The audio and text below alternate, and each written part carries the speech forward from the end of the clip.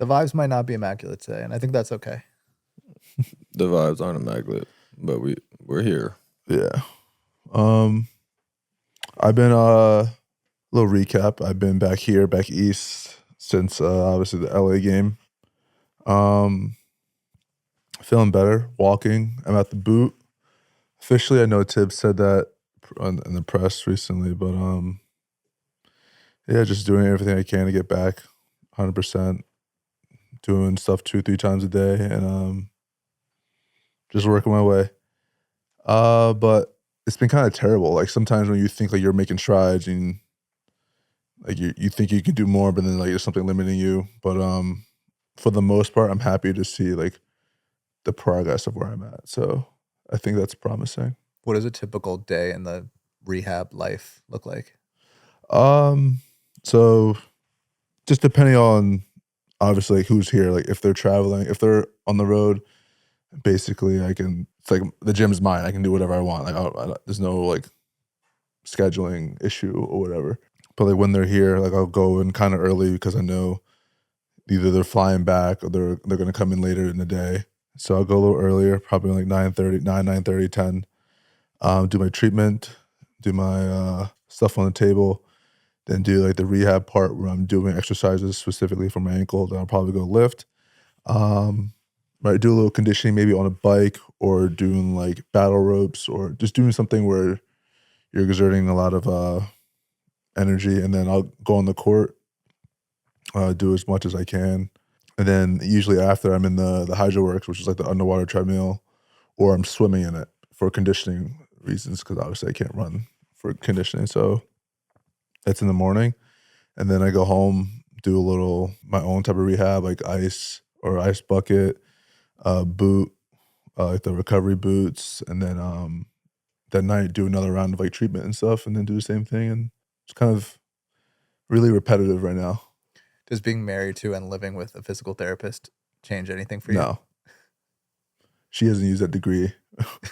That's not true. She just started her own company. Well, I haven't seen the benefits of it, so fair enough.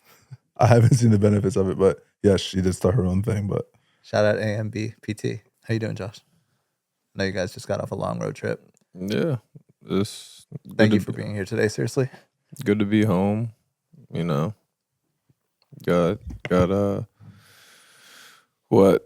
Saturday, got home game, got like 3-4 home games in a row now, so you know, looking forward to being in the bed.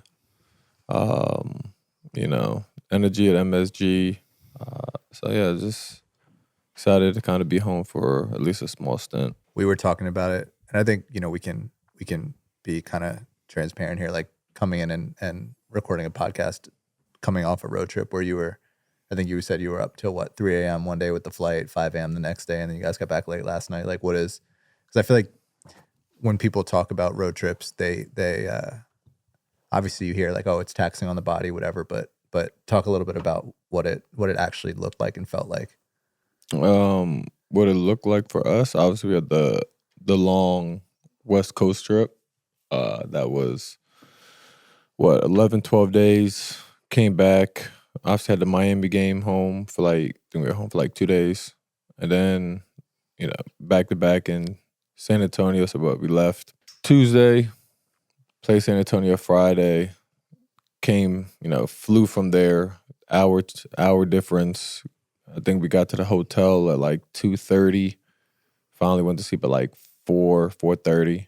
Took an L in Charlotte, came home, finally landed in Westchester around 3:15.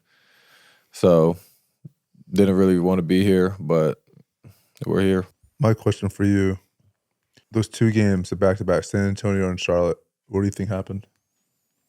Because I have my own point of view from far away, but go ahead. I think there's a lot of things that happen. But a lack of energy and a lack of attention to detail. I think those two were the biggest factors. You can talk about other stuffs and X and O's and matchups and whatever. But at the end of the day, the energy wasn't there. And like I said, that always starts with me as someone who brings energy. And then the attention to detail, knowing the personnel, knowing what guys do and their tendencies, and we weren't locked in that regard. And then that kind of trickled into that Charlotte game. It's easy to blame the fatigue factor. That's like an easy cop out. But at the end of the day, as long as you're mentally sharp, your body will follow. But we just mentally we didn't have that mental toughness. But you're a person who I think obviously you bring the energy night in and night out, right? When you go into a game when it's tough, when you probably you're not going to have it right away, especially on the second half of back-to-back, what do you have to tap into to kind of kick it off? Because usually you do. And like from afar, I just saw that last night. We didn't have that second gear to tap into. And obviously there's a fatigue factor. Obviously we don't want to use that as an excuse. But I think as a team, we do a really good job of like knowing we might not have it right then and there, but we pick it up. Mm-hmm. Like we eventually pick it up. And I just didn't think that we didn't do it in the Charlotte game. But San Antonio, obviously being down 26 or 28, we picked it up. We're like, all right, the way we played in San Antonio, I thought is how the team would have played in Miami, the Miami game at home, coming back from the road trip. But we responded well, and then going back on the road may have been taxing on you guys. But like we need to find a way to tap into that stuff a lot quicker when we know it's going to be tough, more mentally than it is, or I guess tough physically as well. But the mental part of it needs to be tapped into quicker. And I think we have the personnel to do it. We have the leadership to do it. But it needs to be like as a group, like looking at each other, knowing that, all right, we don't got it, but how are we gonna bounce back right now? We didn't start out well, right? Which we've done plenty of games. We don't start out well, but we find a way to tap into it. So that's just my point of view from it. I just think that it's a bump in the road that obviously we don't want to have right now. We don't want to see. But this will only make us suffer. You don't really have to respond to that. It was more of just like a generalization of what I saw from the past couple of days. But for the current situation and climate of our team, we're trying to figure out things. The team's different, obviously, without you out there, and obviously the X and O's and the execution is different, but I think the mentality is the part where we're lacking, and the part that we have to find.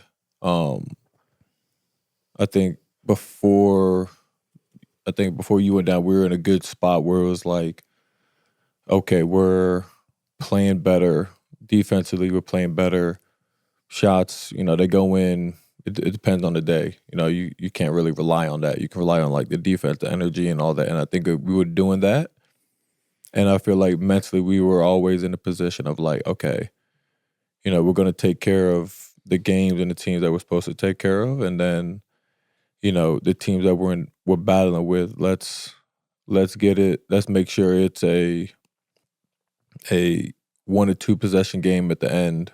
Whether we're win up or down or whatever it is, make sure that we're in that position, and we'll get the ball to you, and we'll be good. Like you're gonna go out there and play make, whether that's scoring or finding OG for a shot or whatever that is.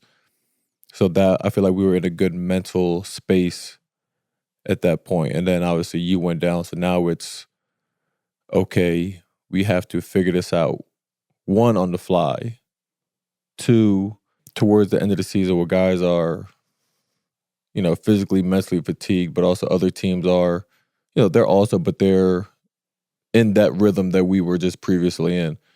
So I feel like it's even harder to do now because we're going against a team that's playing, 60 games together, and we're basically playing, this is our first 8 games. So we're trying to figure that out, and I think it's been a tough road figuring that out. Tough road in terms of finding a good rhythm and continuity offensively. I think defensively we've been good. It just in some of those games. Oh no, the offense. I feel like the ball's been moving. Everything's been, the fluidity has been good. It's just like obviously the shots aren't falling, which is part of the league. Like it's a make or miss league. If shots aren't falling, it's not going to go well for you. It's how it is. But I get what you're saying. But we have way more than enough to obviously go out and do it. The attention to detail part, I hear what you're saying, and I agree. Like we need to be more attentive to that detail about just the little things like getting open, setting screens, getting to our spots, being in the right positions to run our play, whatever it's called. Those are the stuff that like we can control. But obviously, when we get stops and we get on the open floor, we're a great team. Like, we don't play necessarily fast, but we score a lot off turnovers. Our effort and attention to detail, our defense, is something that we can obviously heavily rely on. Even when I'm in there, like it doesn't matter if I'm in or out. Like that's what we do as a team. So bump on the road, but it's all about how we bounce back. Like, it's not going to sit here. We're not going to sulk. We're not going to feel sorry for ourselves because we lost 2 games back to back. In the way we played in those games, it's just obviously it wasn't us. But we need to bounce back. There is no time for us to kind of get this going. We don't have time to adjust. We need to, like you said, it's on the fly. Well, we need to get it now. Like we need to, because we're going into the most important part of the season, the end of the season into the playoffs. I've always said this every time we've played a game. Like we're in a good spot. We're in a long way to go, right? We took 2 steps back. We're still in a good spot, but we got a long way to go. I'm excited to see how we respond to this because this is interesting. This is very interesting. So I'm really excited to see how we respond. I'm excited to see how you respond because you're a leader on this team, right? You're a person who brings the energy every night. You're a person who sets the tone now on both sides of the ball. You keep possessions alive. You do all these little things, right? People feed off your energy, right? When you're down, like everyone can sense it. We can all be down. But like when you're upbeat, when you're going, even when you're pissed off, like you have that energy about you where like nothing can stop you. Like obviously going down this stretch, like that's the Josh Hart we need. We need the leader Josh Hart. You said it yourself. Sometimes shots not falling, some things aren't going well for us, but you control our effort, how we play, their attention to detail. That's the leader we need going down. Yo, what time is it? It's game time. It's best time of the year for college hoops. I remember the days of you guys at Nova making that natty run. Very, very fun to watch. These past few years, I've been locked in on the women's tournament as well.